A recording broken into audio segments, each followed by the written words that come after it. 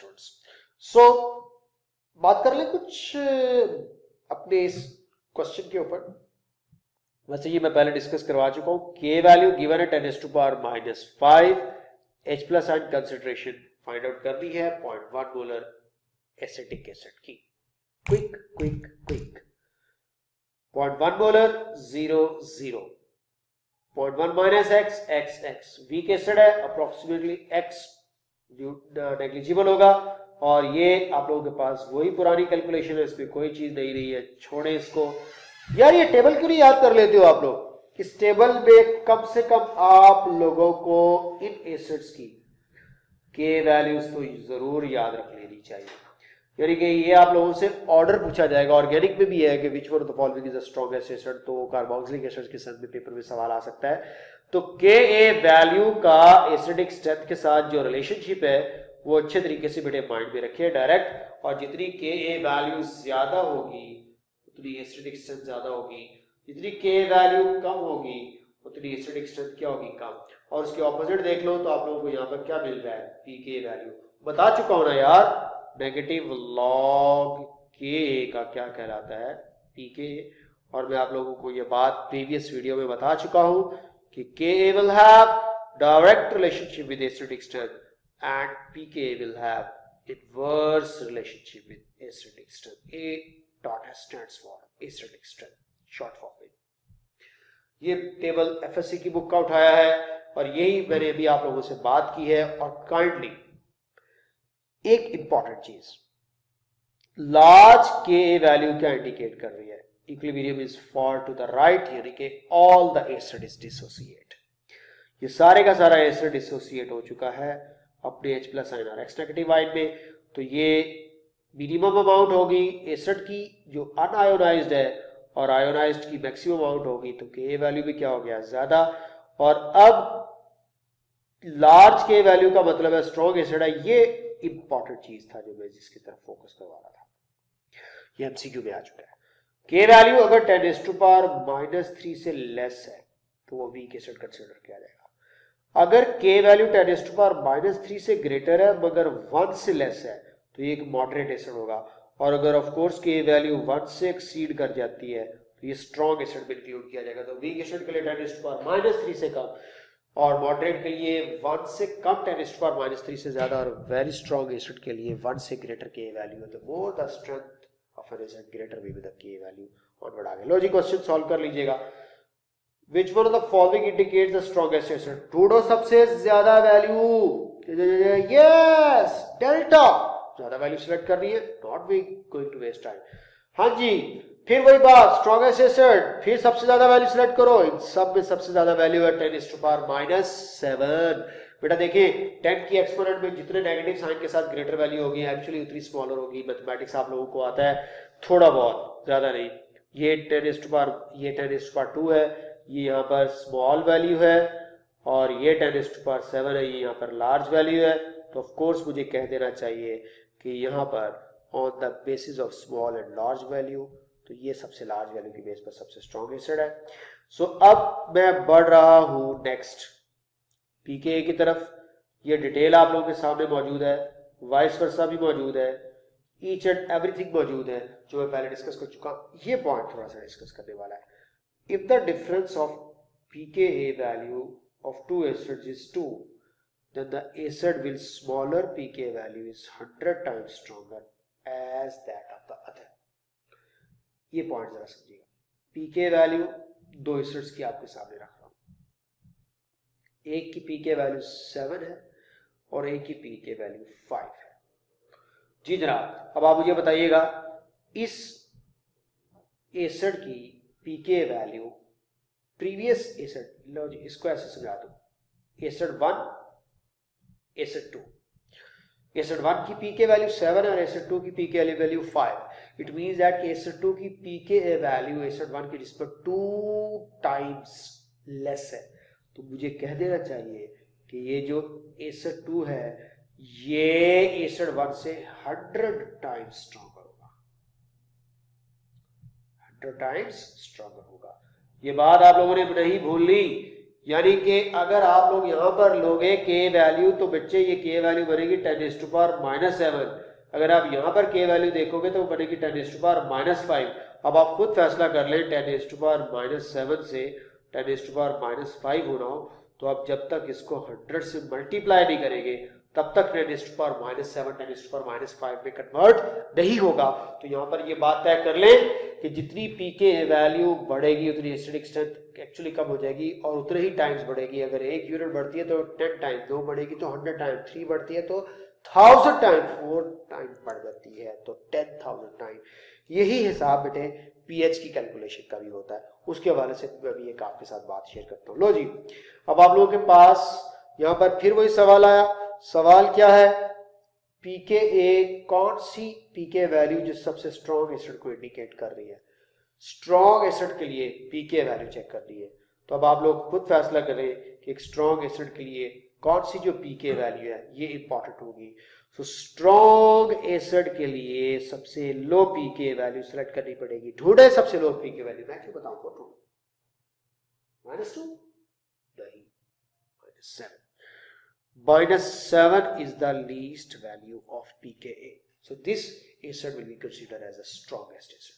जितनी pK value कम उतनी acidic strength ज्यादा। इनवर्स रिलेशनशिप को क्या आप नेगेटिव लॉग लेते हो। फिर वही बात, which pK value indicates the strongest acid। अब ठीक आंसर देंगे आप लोग, which pK value means strongest acid। strongest acid के लिए सबसे कम pK वैल्यू सिलेक्ट करें तो फिर यहाँ पर आंसर मुझे 2 सिलेक्ट करना। बायो वालों समझ आ रही है बात की। pK वैल्यू सबसे ज्यादा का मतलब है सबसे वीक एसिड और पीके वैल्यू सबसे कम का मतलब है सबसे स्ट्रॉन्ग एसिड। तो यहाँ पे कौन सी पीके वैल्यू इंडिकेट कर रही है स्ट्रॉन्ग एसिड को, तो सबसे कम वैल्यू आपको सेलेक्ट करनी पड़ेगी। बात मेरे ख्याल में आप तक पहुंच चुकी है और केडब्ल्यू में आपको पहले समझा चुका हूं जब मैंने आप लोगों को आयनिक प्रोडक्ट बताया। देखिए चीजें आधी से ज्यादा मैं पहले एक्सप्लेन कर चुका हूं। ये सब कुछ बेटे हम लोग पहले फाइंड आउट कर चुके हैं। केसी की वैल्यू भी डिस्कस कर चुके हैं और इसी तरह केडब्ल्यू की वैल्यू भी हम लोग पहले फाइंड आउट कर चुके हैं। ये इंपॉर्टेंट पॉइंट है। देखो ना, मुझे केडब्ल्यू को थोड़ा सा डिटेल में लेके जाना है। क्यों? यूएचएस वाला कहता है explain the terms pH, Ka, pK, केडब्ल्यू, use them for the calculations. तो अब यहाँ पे आप देखें केडब्ल्यू increase almost 75 times when the temperature increase from 0 to 100 degree Celsius. ये पेपर में सवाल आ चुका है बहुत दफा। क्वेश्चन क्या है कि अगर टेम्परेचर 0 डिग्री सेल्सियस से 100 डिग्री सेल्सियस तक बढ़ाया जाए तो केडब्ल्यू की वैल्यू में क्या चेंज आएगा। ये देखने के लिए एक छोटा सा टेबल आपके सामने है। Temperature 0 degree Celsius and केडब्ल्यू value, temperature 100 degree Celsius and केडब्ल्यू value. आप खुद फैसला कर लें कि यहां पे टेम्परेचर लो है 0 डिग्री सेल्सियस और केडब्ल्यू की वैल्यू स्मॉल है। जैसे जैसे बेटे टेम्परेचर बढ़ा केडब्ल्यू की वैल्यू भी बढ़ती चली गई। 25 डिग्री सेल्सियस तक ये वैल्यू मजीद बढ़ी, 40 पर जाकर ये मजीद बढ़ने जा रही है। लेकिन आप लोग देखें 100 डिग्री सेल्सियस पर जाकर आप लोगों के सामने सिचुएशन कुछ और हुई। तो मुझे अब ये बताइएगा 0.1 0 डिग्री सेल्सियस पर अगर पॉइंट, क्योंकि ये 10⁻⁻14 और ये 10⁻⁻14 तो कोई इशू नहीं बेटा, यहाँ पर मिसिंग है, वो मिस्टेक है, उसको देख लीजिएगा। 10⁻⁻14 10⁻⁻14 10⁻⁻14 वो मिसिंग है, आप लोगों ने ऑफ कोर्स खुद ही देख लिया होगा। अगर 0 डिग्री सेल्सियस पर 0.1 वैल्यू है, 10⁻⁻14 तो सबके साथ है, तो 100 डिग्री सेल्सियस पर कितनी है चेक कर लेते हैं। 100 डिग्री सेल्सियस पर ये वैल्यू है 7.5। अब आप लोगों में से कौन सा ऐसा स्टूडेंट है जो ये नहीं पता चला सकता कि अगर मैं पॉइंट फिनिश करता हूं तो ये मेरे पास 10 के अकॉर्डिंगली आ जाता है, ये अगर मैं पॉइंट फिनिश करता हूं तो ये भी मेरे पास 10 के अकॉर्डिंगली आ जाता है। तो अगर मैं ये 10 और 10 एक दूसरे के साथ बेटे कैंसिल आउट कर देता हूँ क्रॉस मल्टीप्लाई के थ्रू, तो मुझे बताइएगा ये वैल्यू मेरे पास अगर 1 है तो ये कितनी है 75।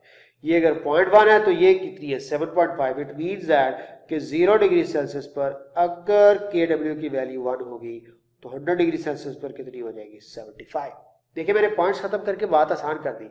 0.1 और 7.5 हो सकता है 75 टाइम्स बायोलॉजी के स्टूडेंट्स के माइंड में ना पिकअप हो रहा हो, लेकिन इतना तो पता चल रहा होगा यार बायोलॉजी के स्टूडेंट्स को कि अगर 1 से एक वैल्यू 75 हो रही होगी तो ये कितने टाइम इंक्रीज हो रही होगी? 75 टाइम्स इंक्रीज हो रही है बेटा। 0.1 से 7.5 होना भी 75 टाइम्स है, लेकिन 1 से 75 आप लोगों को जरा बेहतर तरीके से समझ आ जाएगा। तो मुझे यहाँ पर इस क्वेश्चन को अगर एमसीक्यू की फॉर्म में आपसे पूछ लूँ तो बेटा बता सकोगे 0 डिग्री सेल्सियस से 100 डिग्री सेल्सियस तक के डब्ल्यू की वैल्यू का एक्चुअली कितने टाइम्स बढ़ना है? तो 75 टाइम्स बढ़ना है। मुझे ये रिलेशनशिप भी आप लोगों को पहले मैं बता चुका हूँ इनवर्स रिलेशनशिप की बेस पर। और अगर आप लोगों को कैलकुलेशंस की बात करूं तो बेटे के डब्ल्यू की वैल्यू तो सब जानते हैं 10⁻⁻14 होती है। और अगर मैं आप लोगों से के की वैल्यू दे देता हूँ 10⁻⁻4 तो आपसे के बी की वैल्यू पूछी जाए तो आप लोग कैलकुलेट कर लेंगे। तो बेटा ये कैलकुलेशन अब कोई डिफिकल्ट टास्क नहीं है, ये इस वक्त आपके सामने मौजूद है कैलकुलेशन। तो आप लोगों ने ये -4 ऊपर जाके +4 कर देना है। -14 + 1 बना 10⁻⁻10। आंसर के बी का आ गया 10⁻⁻10। यही वो वैल्यूज थी जिसकी बार बार बात कर रहे थे। फिर आप लोगों को पी के ए प्लस पी के बी इक्वल टू 14 भी बता चुका हूँ और इस रिलेशनशिप को कैसे कैलकुलेट करते हैं वो भी बता चुका हूँ। और अगर आप लोगों को के डब्ल्यू दिया हो और आपसे H प्लस आयन की कंसंट्रेशन पूछी जाए, OH नेगेटिव आयन की कंसंट्रेशन देकर, तो आप लोग फाइंड आउट कर सकते हैं। तो ये भी एक डायरेक्ट वे है के डब्ल्यू के थ्रू H प्लस आयन और OH negative ion concentration find out कर लेना। Hydroxyl ion concentration find out करनी है, H प्लस आयन को डिवाइड कर दो के डब्ल्यू से 10⁻, ये देखिए hydrogen ion concentration of solution is 10⁻⁻5। What is the hydroxyl ion concentration? कोई इतना मुश्किल काम नहीं है।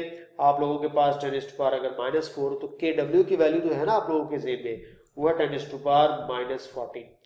डिवाइड कर दें आप लोग, क्योंकि ये वैल्यू H प्लस आइन इधर बेटे H प्लस आइन इधर मल्टीप्लाई हो रहा होगा, ठीक होगा जी। इस तरफ आगे बेटे क्या हो जाएगा डिवाइड, तो ये 10⁻⁻5 के साथ अगर आप डिवाइड करते हैं तो 10⁻⁻14 + 5 10⁻�9 आपको आंसर दे रहा होगा।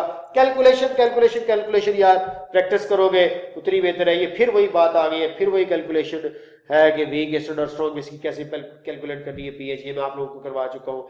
ये एक वीक बेस है, कितने % आयोनाइज होता है और उसकी अगर आप लोगों को H plus ion concentration find out कर ले तो उसकी आप नेगेटिव लॉग लेके पीएच कैलकुलेट फाइंड आउट कर सकते हो। आप वीडियो पॉज करके इसको कैलकुलेट करके देखिएगा, ये मैं आपको पहले कैलकुलेट करवा चुका हूँ। अब मजीद इस पर टाइम भी बेटे वेस्ट करना चाहिए। ये सारी कैलकुलेशंस हो चुकी है। कॉन्सेप्ट ऑफ एसिड और बेस जैसे कि मैंने कहा था, लोरियन ब्राउनस्टेड तो मैं डिस्कस कर चुका हूँ। थोड़े से आर्हेनियस और बाकी कॉन्सेप्ट्स को भी देख लीजिएगा। आर्हेनियस क्या कहता है? H plus ion donor is an acid like HCl। जब ये आयोनाइज होगा तो H प्लस आयन डोनेट करेगा, मैं इसको एसिड बोल दूंगा। और बेस कहते हैं हाइड्रोक्सिल आयन डोनर, क्योंकि NaOH आयोनाइज होता है तो ऑफ कोर्स हाइड्रोक्सिल आयन और सोडियम आयन डोनेट करेगा। मेरा फोकस हाइड्रोक्सिल आयन की बेस पर बेसिक नेचर को एक्सप्लेन करना था। लोरी ब्राउनस्टेड मैं पहले डिस्कस कर चुका हूँ प्रीवियस वीडियो में। आप लोग जानते हैं प्रोटॉन डोनर और प्रोटॉन एक्सेप्टर की बेस पर बात होती है। जब ट्रांजिशन कॉम्प्लेक्सेस पढ़ाऊंगा तो वहां पे भी लिगेंड को बताऊंगा कि ये लेवस बेस का काम करता है, सेंट्रल मेटल जो है वो लेवस एसिड का काम करती है। यहाँ पर लेवस का कॉन्सेप्ट आ गया, electron pair donor and electron pair acceptor. ऊपर proton donor and proton acceptor है, नीचे electron pair donor and electron pair acceptor है। तो लोन पेयर को एक्सेप्ट करने वाला एसिड कहलाता है और लोन पेयर को डोनेट करने वाला क्या कहलाता है? बेस। ये भी एक कॉन्सेप्ट था, इसको भी माइंड में रखिएगा। ये लोरी ब्राउनस्टेड का बेटे हर एसिड का कॉन्जुगेट बेस और हर बेस का कॉन्जुगेट एसिड पहले डिस्कस हो चुका है। तो ये सारी चीजें हमारे लिए कोई नई नहीं है। प्रोटोनेटेड वाटर और डीप्रोटोनेटेड वाटर यार मैं आप लोगों के साथ डिस्कस करना चाह रहा था। आपको पता है कुछ ऐसी स्पीशीज भी होती है जो एम्फोटेरिक स्पीशीज के तौर पे काम करती है। Like water is the best example of an amphoteric species. लोरियन ब्राउनस्टेड को एक्सटेंड कर रहा हूं। H plus donor acid, H plus acceptor base. कुछ ऐसी स्पीशीज है जो H प्लस आयन डोनेट भी कर सकती है, एक्सेप्ट भी कर सकती है, जस्ट लाइक वाटर। अगर आप वाटर को बोलो या प्रोटॉन डोनेट करे तो वाटर प्रोटॉन डोनेट करने के बाद हाइड्रोक्सिल आयन और भी कन्वर्ट हो जाएगा। अब आप लोग मुझे ये बताइएगा, यहां पे water as an acid add कर रहा है according to Lowry Bronsted concept. क्यों? क्योंकि इसने H प्लस आयन डोनेट किया। ये जो पीछे हाइड्रोक्सिल आयन है मुझे इसको कॉन्जुगेट बेस बोलना चाहिए। किसका कॉन्जुगेट बेस? इस वाटर का जो यहाँ पे एज एन एसिड ऐड कर रहा है। अब आप लोग मुझे बताएं, ये प्रोटॉन डोनेट करने के बाद पीछे जो रेजिडुअल पार्ट बचा वाटर का वो तो हाइड्रोक्सिल आयन, ये कॉन्जुगेट बेस होगा। और आपको पता है ये हाइड्रोक्सिल आयन डीप्रोटोनेटेड वाटर भी कहलाएगा। डीप्रोटोनेटेड वाटर। जिस वाटर में से प्रोटॉन निकल जाए वो डीप्रोटोनेटेड वाटर कहलाता है। यहाँ पे water as an acid act कर रहा है। इसी वाटर को अगर मैं एक H+ आयन डोनेट करने को कहूँ, एक्सेप्ट करने को कहूँ, तो यहां पर ये water as a base act कर रहा होगा। रिजल्ट में आपके पास बनेगा हाइड्रोनियम आयन। अब आप लोगों को पता है ये जो हाइड्रोनियम आयन बना है ये यहां पर इस बेस का कॉन्जुगेट एसिड है, क्योंकि अब ये H+ आयन डोनेट कर सकता है। तो बेटे याद रख लीजिएगा ये जो हाइड्रोनियम आयन है इसने अब प्रोटोन एक्सेप्ट किया है वाटर ने, तो ये हाइड्रोनियम आयन बना। तो इसको मैं क्या कह सकता हूँ? Protonated water. तो अब यहां से MCQ बन सकता है, बहुत इंपॉर्टेंट। क्या MCQ बन सकता है कि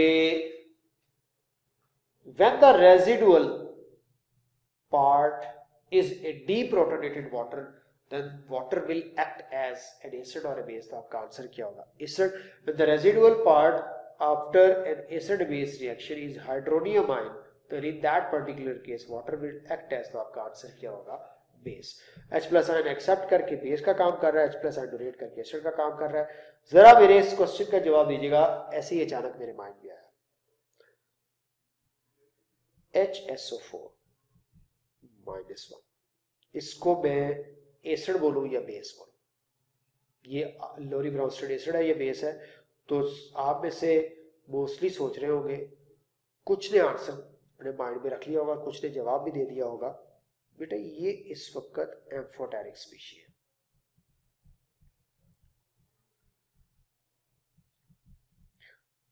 बाइकार्बोनेट भी एम्फोटेरिक स्पीशी है। कैसे? ये एम्फोटेरिक स्पीशीज कैसे है? कोई मुश्किल काम नहीं है। ये H2SO4 अगर आयोनाइज होता है तो H+ आयन 2 अदद बनाएगा और सल्फेट बनाएगा। ठीक हो गया? ये तो ओवरऑल रिएक्शन हम लोग लिखते हैं। आपको पता है एक्चुअली H2SO4 दोनों H+ आयन एक स्टेप में नहीं देता। पहले क्या करता है H2SO4? एक H+ आयन डोनेट करता है। एक H+ आयन डोनेट करने के बाद ये बाइसल्फेट बन जाता है। And you know this bisulphate ion can accept again a proton and convert it back into H2SO4। तो ये प्रोटॉन एक्सेप्ट करेगा तो ये बेस का काम करेगा, लेकिन ये जो बाइसल्फेट है इसके पास एक और भी तो ऑप्शन है यार। ये एक फर्दर मोर प्रोटॉन डोनेट करके सल्फेट आयंस में कन्वर्ट हो जाएगा। तो अब ओवरऑल इसका रिएक्शन आप लोगों को जो ऊपर मैंने लिखा है वो आप दिखा सकते हैं। ये बाइसल्फेट को बाइसल्फेट से कैंसिल करवाकर, तो मुझे फिर कहने दीजिएगा कि bisulphate will be definitely an amphoteric species. ये भी बहुत सी यूनिवर्सिटीज के टेस्ट एग्जाम्स के अंदर आ चुका है कि उसमें से एम्फोटेरिक स्पीशी सेलेक्ट करो। बच्चों के माइंड में फिक्स होती है water amphoteric, water amphoteric, water amphoteric. पहली ऑप्शन ही वो वाटर देते हैं, पहली ऑप्शन ही बच्चे टिक करते हैं और पहले सवाल गलत कर लेते हैं। बेटे आप लोग बाकी ऑप्शन से देखो, उसने वाटर के साथ बाइसल्फेट दिया है, बाई जो है वो हमारे पास कार्बोनेट दिया है। तो ये जितने भी कंपाउंड्स हैं ऐसे जो H+ आयन एक्सेप्ट भी कर सकते हैं, डोनेट भी कर सकते हैं, वो हमारे पास एम्फोटेरिक स्पीशीज कहलाते हैं। मैं आपको लोगों के पास बहुत स्पेशल किस्म के इंशाल्लाह MCQs भी लेकर आऊंगा जो आप लोगों को आपके MD-CAT में बहुत ज्यादा हेल्प करेंगे। उनके ऊपर भी ऑफ कोर्स हमारा फोकस होगा। सो लोरी एंड ब्राउनस्टेड के इस एसिड बेस कॉन्सेप्ट की इस कैलकुलेशन को आप लोग पढ़ चुके हैं। K और KB का इनवर्स रिलेशनशिप भी डिस्कस कर चुके हैं। अब यहाँ पे ये चीज दोबारा से डिस्कस करने की जरूरत नहीं। बेटा ये एक आपके सामने स्ट्रेंथ ऑफ एसिड और बेस का एक डिस्प्ले किया मैंने Ka वैल्यू की बेस पर। आपको पता है कि इस दुनिया का सबसे स्ट्रॉन्ग जो मिनरल एसिड जो वाटर में सबसे क्विकली H+ आयन डोनेट करता है वो है HClO4। तो ये ऑर्डर याद रखिएगा, ये बहुत इंपॉर्टेंट ऑर्डर है बेटे आप लोगों के पेपर के पॉइंट ऑफ व्यू से। HClO4, HI, HBr, HCl, H2SO4, HNO3, HF, acetic acid and carbonic acid. ये ऑर्डर है एसिड्स की स्ट्रेंथ का। इस ऑर्डर को अच्छे तरीके से माइंड में रखिएगा। इसमें आपको सबसे स्ट्रॉन्ग एसिड, ये सारे किसकी बेस पर है बेटे K वैल्यू? आपसे कोई पूछे इनमें से किस एसिड की K वैल्यू ज्यादा है, किसकी कम है, तो इनकी K वैल्यूज में प्रीवियस टेबल्स में आपको बता चुका हूं। ये मैं समराइज कर रहा था इस टॉपिक को, जिसमें आप लोगों को एसिड की स्ट्रेंथ मुख्तलिफ किस्म की एनलिस्ट करके देती है कि जो सबसे क्विकली H+ आयन डोनेट करेगा वो सबसे स्ट्रॉन्ग एसिड होगा और उसकी K वैल्यू भी सबसे ज्यादा होगी, उसमें डिग्री ऑफ आयनाइजेशन भी सबसे ज्यादा होगी। सो अब मैं नेक्स्ट अपनी वीडियो को इस यूनिट के सेकंड लास्ट टॉपिक के ऊपर जो है वो शिफ्ट कर रहा हूं, जो कि बफर सॉल्यूशंस वाला टॉपिक है। तो आइए जरा नेक्स्ट वीडियो के अंदर बफर सॉल्यूशन वाले टॉपिक को देखते हैं। तो काइंडली नेक्स्ट वीडियो देखें for buffer solution. Take care.